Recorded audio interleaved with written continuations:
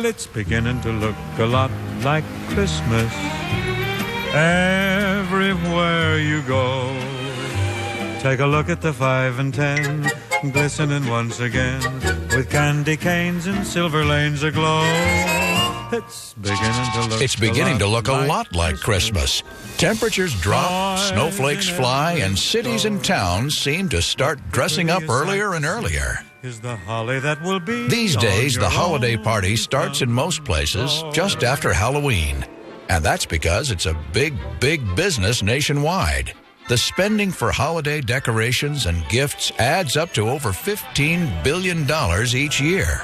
There are Santas at every shopping mall from coast to coast, sleighs full of toys, and there are lights. Lots and lots of lights. We like lights. As little kids, I think we all jumped in the family car and drove through different neighborhoods to see the lights. Decra-Lite Industries is one of the largest holiday decorating companies in the United States. Its designers and craftsmen create the splashiest of Christmas displays for public squares and shopping malls across the country. We like big. You know, we like our deer big. We like our trees big. The 500 miles of modern Christmas lights Decra uses each year are a lot more complex compared to the earliest holiday lights commercially available. When were the first electric Christmas lights invented? In 1882, by Edison Company Vice President Edward Johnson.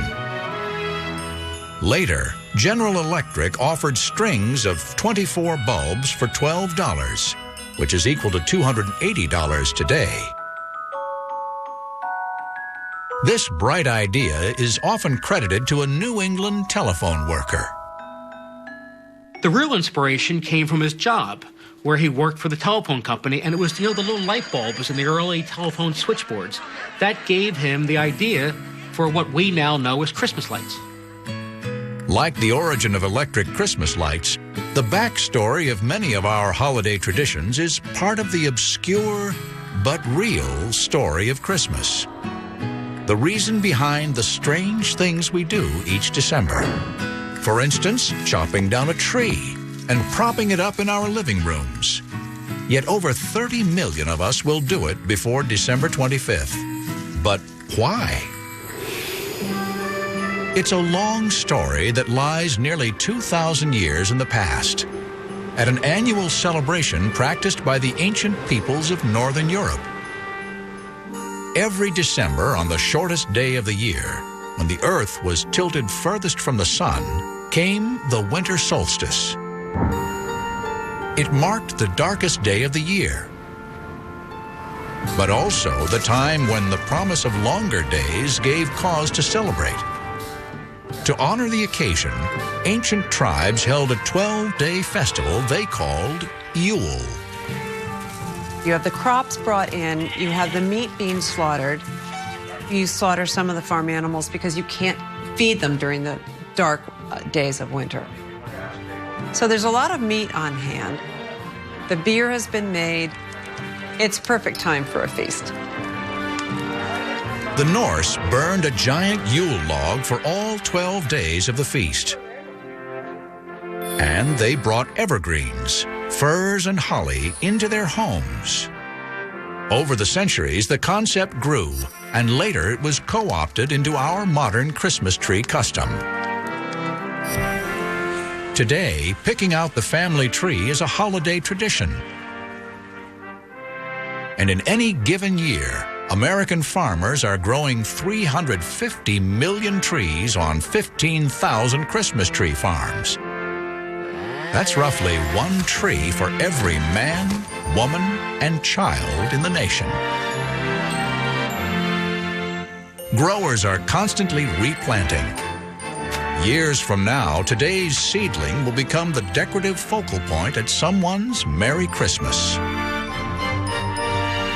The biggest thing that I've heard from customers is, particularly with the balsam fir, when you open the door when you come home from work, you can smell that tree in the house. And that scent is what makes Christmas for them. That's the biggest thing for the Christmas trees.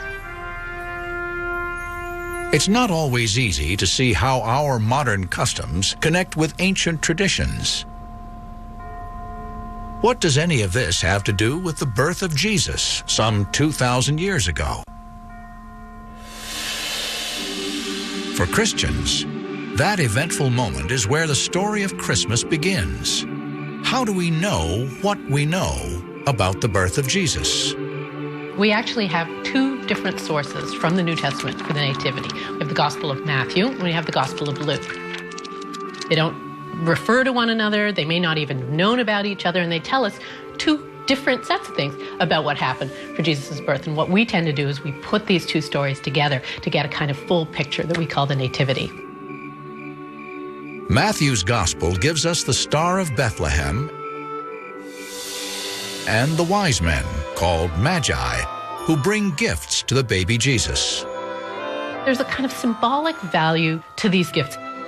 What they're doing is they're bringing really, really precious goods to honor this child with a very humble birth. And there's a message there about how we need to recognize this birth isn't really humble at all. Goods to honor this child with a very humble birth. And there's a message there about how we need to recognize this birth isn't really humble at all, because this is a king being born. This is the first example of Christmas gift-giving, but no one recorded when this actually happened. Nobody knows the true date of Jesus' birth, and early Christians didn't celebrate birthdays. So how did Jesus end up with a birthday on December 25th? Long before Jesus was born, the Romans celebrated many pagan holidays, particularly in December. And these end-of-year festivities set the stage for our modern Christmas holiday. One Roman holiday was Saturnalia, which began on December 17th and was a series of parties that would last anywhere from 3 to 5 or maybe 7 days. You can think of it as sort of a big office party, but in togas. Romans exchanged gifts at Saturnalia, just as we do at Christmas. Slaves were served a special feast by their masters and enjoyed freedoms that they lacked any other time of the year. The second party is New Year's. It was a 5-day party, and it was quite enjoyable as well. And then in between Saturnalia and New Year's, there was already a birthday celebration for a Roman-related god on December 25th. That god, Mithras, and still another god, Sol Invictus, the unconquered sun, were both honored on December 25th. Since the date fell near the winter solstice, the same celestial event celebrated by the tribes of northern Europe, Romans lit ritual bonfires and candles to push back the darkness, the origin of our modern Christmas lights. The winter solstice is the darkest day of the year. You know how dark it is when you get up. You know how dark it is before the end of the day. You can't wait for the sun to come back. Pagans all over the world celebrate that darkest day. And in Roman religions, it becomes central to the year. After Christianity became Rome's official religion in the 4th century, leaders chose to absorb pagan traditions rather than outlaw them. This is when the church finally decided to honor Jesus' birth, choosing a date close to the winter solstice, December 25th. But as the church continued to absorb various ancient traditions, what emerged were two experiences of Christmas, one religious, one less so. In the churches, this holiday was celebrated with a pretty high degree of solemnity. People coming together, lighting candles. Christmas is being celebrated on Christmas Eve.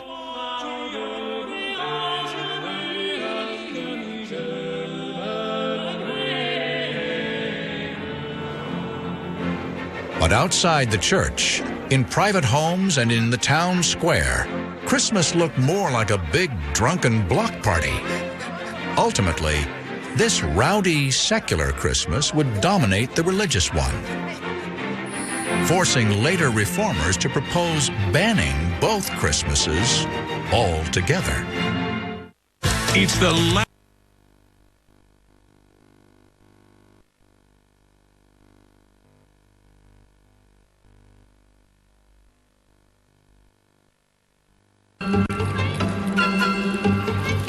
Lights and decorations may be the essential trappings of our modern Christmas.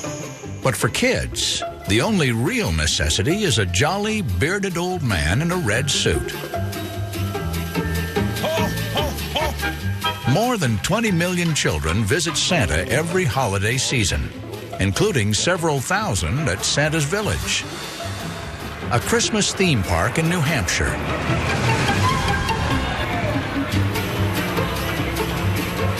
Where kids can also pet an honest-to-goodness reindeer. The males get to be 350 to 400 pounds, and when kids walk into the barn, they just, they can't believe how big they are. And they feed them the crackers and the carrots and the apples, and it's just an amazing thing. These reindeer do fly, but only on Christmas Eve. Ancient revelers would have a hard time recognizing our modern Christmas. But if you think of the holiday centuries ago as an idyllic season of peace, think again. Christmas was earthier, unrestrained, and fun. In the high Middle Ages, of 1400, 1500, you find Christmas really picking up. Kings are talking about this and how they have huge Christmas feasts. So you find gift-giving really popular. You find sort of the lights and Yule log traditions gaining in popularity. But Christmas was also a solemn church day to be spent in prayer. And each of these Christmases, religious and secular, also had their own separate music, just like we have today. You have hymns in the church. They're sacred music, and they're sung in Latin. And you find gradually the development in the 12th century of Christmas carols. And Christmas carols are sung in the vernacular. They're not in Latin. They're languages everybody knows. And people enjoy these songs, and people sing them together. And very quickly, there gets to be the tradition of not singing these songs in church. But medieval caroling wasn't just about singing. It was about drinking.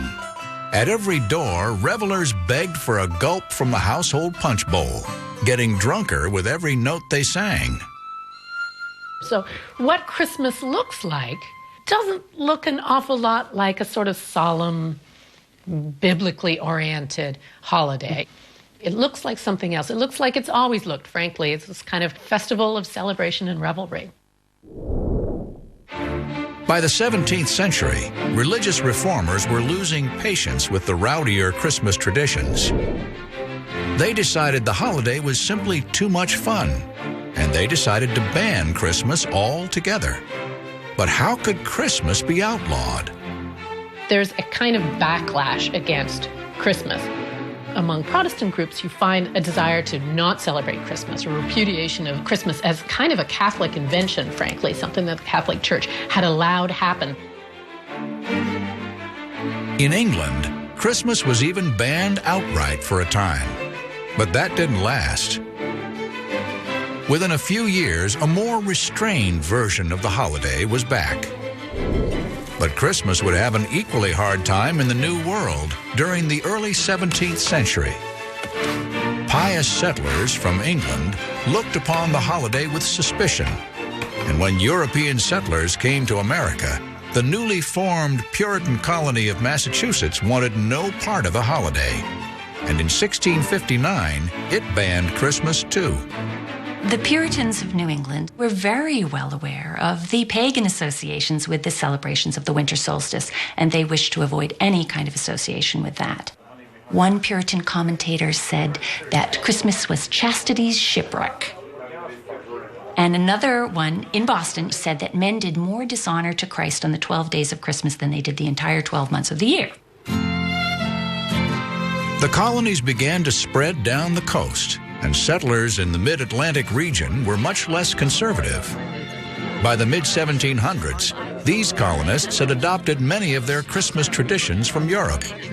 But there were still a number of revelers who kept the rowdy behavior of the past alive. In Virginia, for example, most people that celebrate it with a dinner with friends.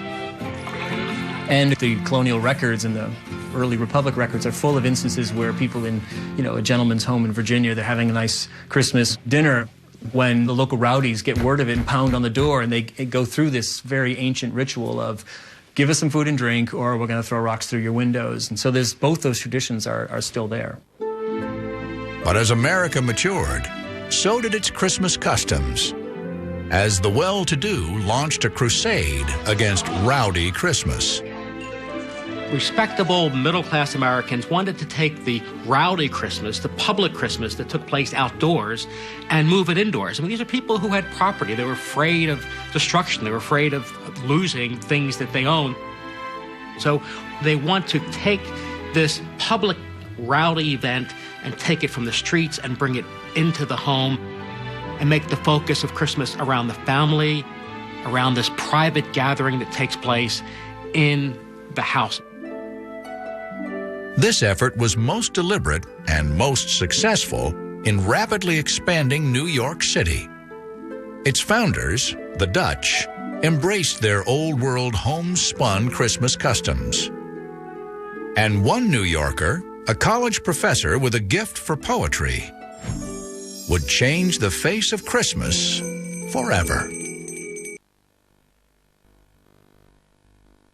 It's also a city that was alive.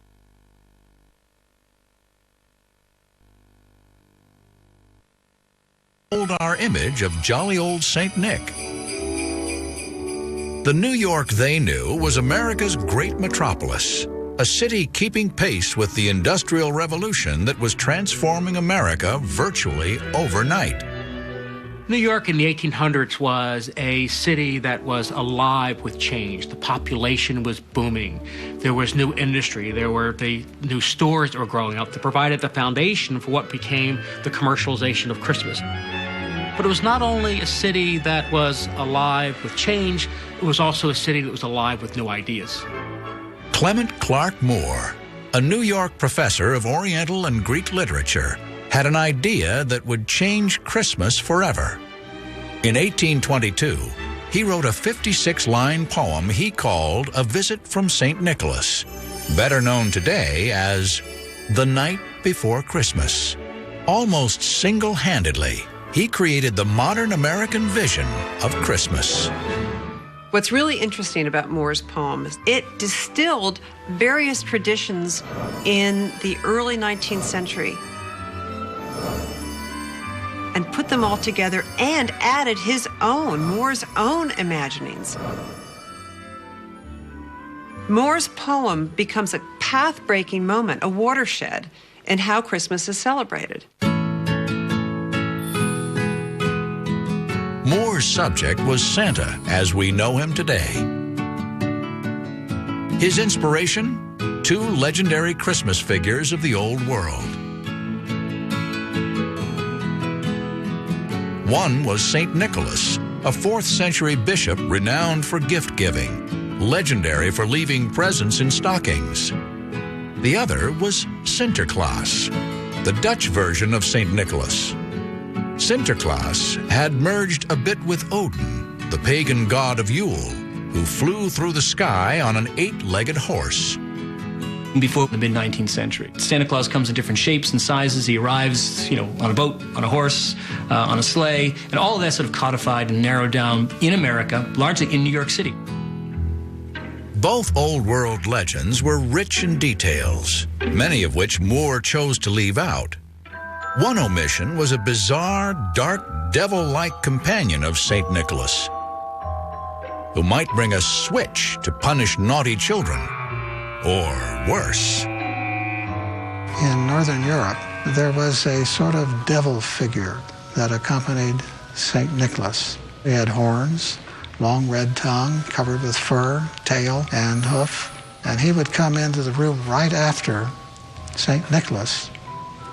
And one scene in particular shows 2 little boys cowering because outside the door is this devil figure, Krampus. But Clement Clarke Moore's St. Nick embodied only good. Moore introduced several new characteristics for Santa. He dressed him in American fur, gave him a pipe, and portrayed him not as a priest, but a jolly, dimpled elf with a twinkle in his eye. On his back, he toted a sack full of toys for the children of the house. Moore also gave him a sleigh that he flew through the sky, led not by a horse, but by 8 reindeer, each with its own name. Now Dasher, now Dancer, now Prancer and Vixen, on Comet, on Cupid, on Donder and Blitzen. Moore's poem enthralled 19th century Americans. It created a new kind of Christmas, neither rowdy nor religious, but centered on home and family. In the decades that followed, artists would expand on Moore's imagery, but his would be the vision that would endure. One interesting thing about the poem is that book editors actually changed the last line. In Moore's original version, it was, "Happy Christmas to all, and to all a good night." Most books change happy to merry. As iconic as Clement Clarke Moore's Santa was, he still wasn't the fully formed Kris Kringle we know today. His Santa still had no North Pole workshop, no elves, no letters from kids, and no naughty and nice list. Where did these details come from? Give the credit to another New Yorker, illustrator Thomas Nast. He took Moore's Santa and produced the definitive version for generations to come. Thomas Nast is one of the great illustrators of the 19th century. A lot of the images that we see today, he created. When you think about the donkey and the elephant for the Democratic and Republican Party, he created it. The image of Uncle Sam that we've all come to know is a creation of Thomas Nast. And he also is the person who gave us our modern version of Santa Claus. In 1862, one of America's major magazines, Harper's Weekly, commissioned Nast to draw its Christmas illustrations. He transformed Moore's jolly old elf into someone taller and grander. So he becomes your grandfather. Gives him the full flowing white beard, which is the image of a wealthy person in the Victorian world. He was wearing a red coat with white trim, black boots, the buckled belt, the pipe. Nast's image of Santa became indelible, and with every Christmas grew richer in its detail. Nast does this year after year. He creates lots of the things we associate with Santa Claus. The list of naughty and nice, living at the North Pole, and that becomes the image of Santa Claus. One reason Americans loved Nast's and Moore's Santa is that he celebrated childhood. Only recently had a new appreciation of children begun to sweep the nation in the wake of the Industrial Revolution. You have to think back on how children were viewed at, say, the beginning of the 19th century when they were dressed like little adults and expected to behave like adults. Up through the middle of the century, things began to change, and everything became very home-oriented. And so children became very central to Victorian Edwardian society.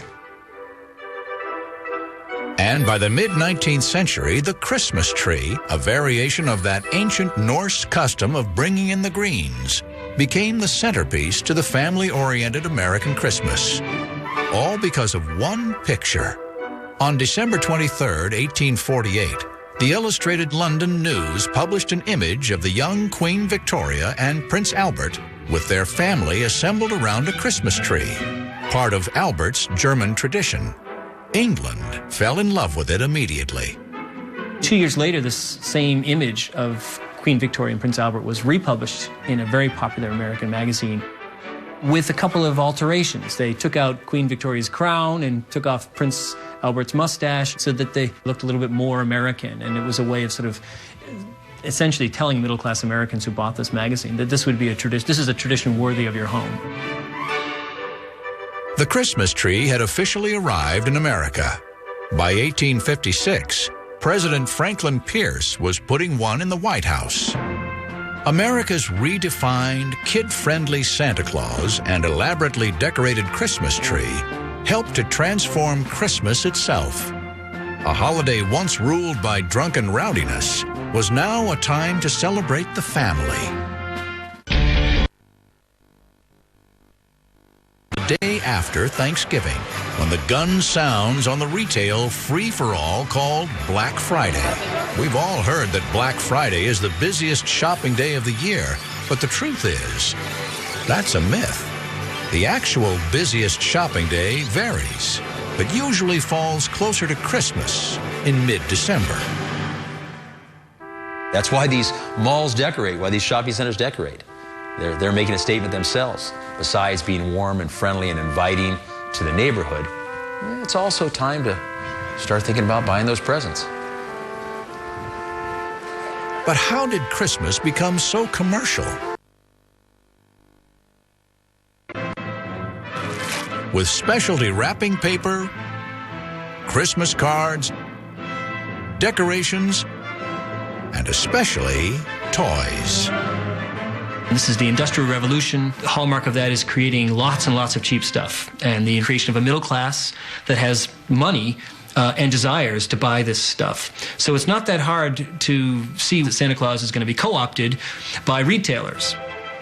The first time a department store used Santa to sell goods came in the 1840s. Santa appeared in a department store ad as an illustration of a sort of Dutch-looking Santa Claus going down the chimney. By 1874, from there, it just generated so many companies using Santa as their pitch mat. A lot of bizarre images coming out of the fireplace selling coal, for example, or selling shoes, or everything in the world. He's been a salesman almost from the very beginning in America. As time went on, Santa sold more than just products. He marketed Christmas itself and the warm nostalgia it conjured up. During 2 world wars, Santa reminded soldiers what they were fighting for and helped charities tell of those less fortunate. Santa sold the very idea of Christmas as a season of peace and goodwill toward men. And by 1940, Santa's expanding role as an advertising icon earned him a standardized look. Artist Norman Rockwell reinterpreted the red-suited, white-bearded gift giver that Thomas Nast established and brought him into the 20th century. Rockwell's magazine covers and greeting card images showed a big, friendly Santa, and others followed Rockwell's lead. Department store Santas were starting to standardize Santa, and he was starting to be mostly red and white. It helped freeze that image, make him more jovial, more plush, more pleasing for a family image. In 1939, while illustrators like Rockwell were improving Santa's look, copywriter Robert L. May was creating a whole new holiday icon, a red-nosed reindeer named Rudolph. The Rudolph figure is created for Montgomery Ward department store in Chicago. And they want to have essentially kind of a handout, a Christmas favor, if you will. So he writes a 38-page pamphlet in verse about this woebegone reindeer. Originally calls him Rollo the Red-Nosed Reindeer. Towards the end, they decide to need something a little more punch, so it becomes Rudolph the Red-Nosed Reindeer. And it's a huge hit. In 1949, May's brother-in-law, songwriter Johnny Marks, put Rudolph to music. He wrote the song and gave it to Gene Autry, and Gene Autry didn't like it. He didn't even want to record it. And Gene Autry's wife said, "No, this is a good song. You need to record it." Rudolph the red-nosed reindeer had a very shiny nose, and if you ever saw it, you would even say it glows. Autry finally agreed to record the song, but only as a B-side to one of his records. B-side or not, Rudolph became the biggest hit of Autry's career, sung by millions over the past 60 years. The story of this once shunned reindeer has gone down in history. This is the perfect example of a person who wasn't popular, who, after getting derision from people, ends up being the hero. Isn't that what all of us want? No wonder this story resonated. Rudolph the Red-Nosed Reindeer has become one of the most popular songs of all time, but it's really a kid's song. Rudolph the Red-Nosed Reindeer, you'll go down in history. Another holiday song from around the same time and destined for immortality was geared more for grown-ups. Written by Irving Berlin and sung by Bing Crosby, it's the biggest hit of them all, White Christmas. White Christmas is a song written for a film in 1942 called Holiday Inn. It stars Bing Crosby, and it's kind of a race through all the great American holidays, and Christmas just being one of them. I'm dreaming of a white Christmas, just like the ones I used to know.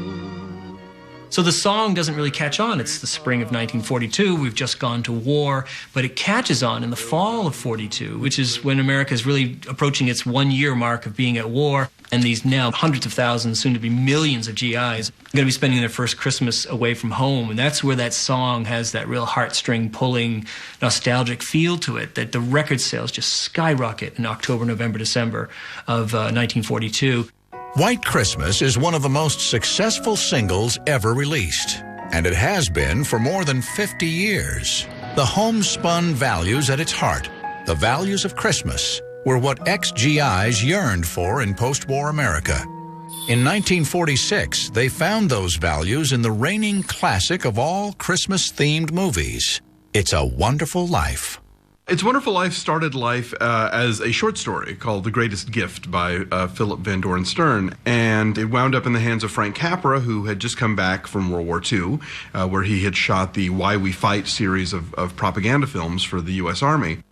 The Oscar-winning director, weary of war, crafted a sentimental masterpiece about George Bailey, a man who sees the world as it would be had he never been born. It's a yin-yang film, you know. The yin is Bedford Falls. That's for nothing. And the yang is Pottersville, and you see the other face of people and what they might have been. Mother. Mother, what do you want? Mother, this is George. I thought sure you'd remember me. Years after its initial release, It's a Wonderful Life was rediscovered by younger generations on television. Aired over and over again each year, it eventually became one more treasured holiday custom, pointing out the comfort of ritual and tradition. To my big brother George, the richest man in town. The broadcast success of It's a Wonderful Life proved that Christmas and television were a powerful combination. In the 1960s, animators would craft specials destined to become a beloved tradition. One holiday special was expected to be a dismal failure, but instead became a classic.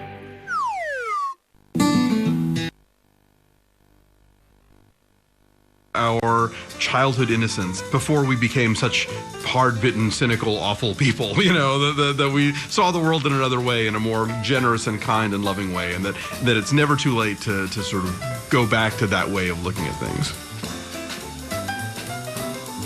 Christmas's power to spread cheer and make memories skyrocketed with the ascent of an institution as dear to kids as Christmas itself: television. By the 1960s, baby boomers were enjoying a golden age of holiday TV. There was a golden age of Christmas specials that began about in the mid-60s and went into the mid-70s. These specials were aimed specifically at children, although were sophisticated enough to entertain the adults that were in the room. The very first of these animated holiday specials debuted in 1962, Mr. Magoo's Christmas Carol, a retelling of Charles Dickens' beloved story. If you really think about it clinically, it's kind of a strange combination, putting Mr. Magoo in A Christmas Carol. Here's this comic character, and he's playing this dramatic role in classic literature. Christmas? Ha! Bah humbug! Merry Christmas! Out upon Merry Christmas! If I could work my will, every fool who goes about with Merry Christmas on his lips should be boiled with his own pudding and buried with a stake of holly through his heart. Bah! Humbug! probably one of the better versions of A Christmas Carol ever filmed. After Mr. Magoo's Christmas Carol came a flurry of animated specials destined to be rerun every Christmas for decades to come. Rudolph the Red-Nosed Reindeer, Frosty the Snowman, Santa Claus is Coming to Town. Let me have just a little magic. And Dr. Seuss's How the Grinch Stole Christmas. But in 1965, one special featuring a little round-headed kid seeking the true meaning of Christmas topped them all. In 1965, we got a call from the McCann Erickson advertising agency who represented Coca-Cola. They said, have you and Mr. Schultz ever thought of doing a Charlie Brown Christmas show? And I lied and said, absolutely. So I called Sparky, our nickname for Mr. Schultz, and said, I think I just sold a Charlie Brown Christmas. And he said, what's that? And I said, it's something you're going to write tomorrow. Mendelssohn and animator Bill Melendez had to create a 30-minute animated special in just 6 months. They made radical creative choices, like using child actors for the voices. I was 9 years old. They were 8 years old, 7 years old. We're all in one recording studio, bouncing off the walls, playing with the drums and stuff, because it was a recording studio where, like, the Doors recorded their albums. The work progressed, but time was running out.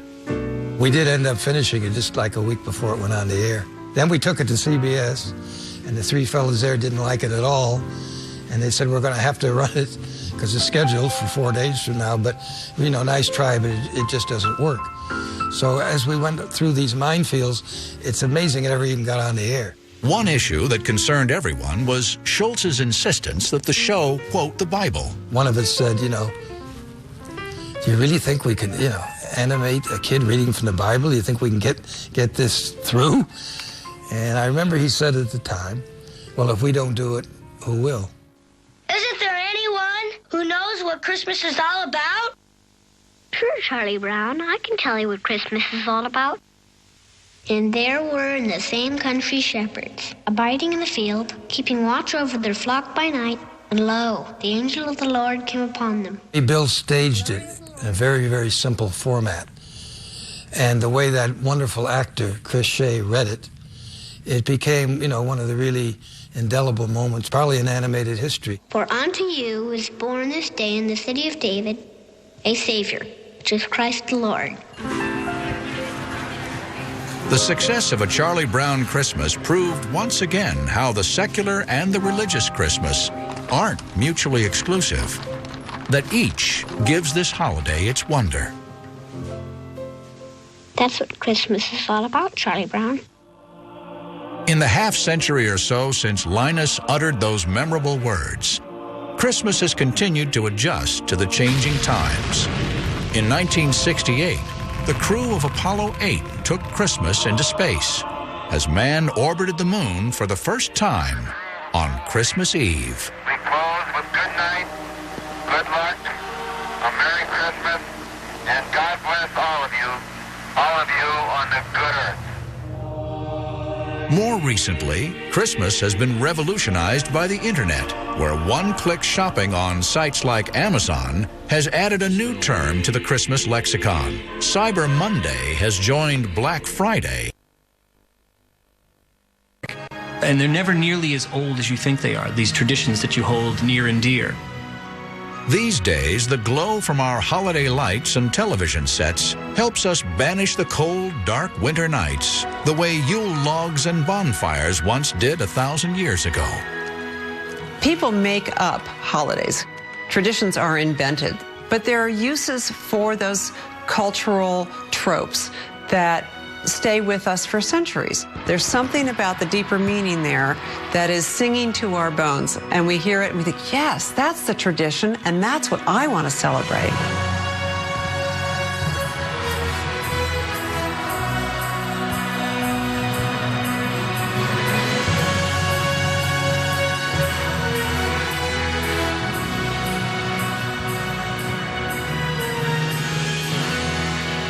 For as long as we can remember, we bring in our greens and light our candles. we hang our stockings and sing our carols. In church and in the streets. Amidst the chaos, we even find time to rejoice at the birth of a child 2,000 years ago. Merry Christmas to all, and to all, a good night.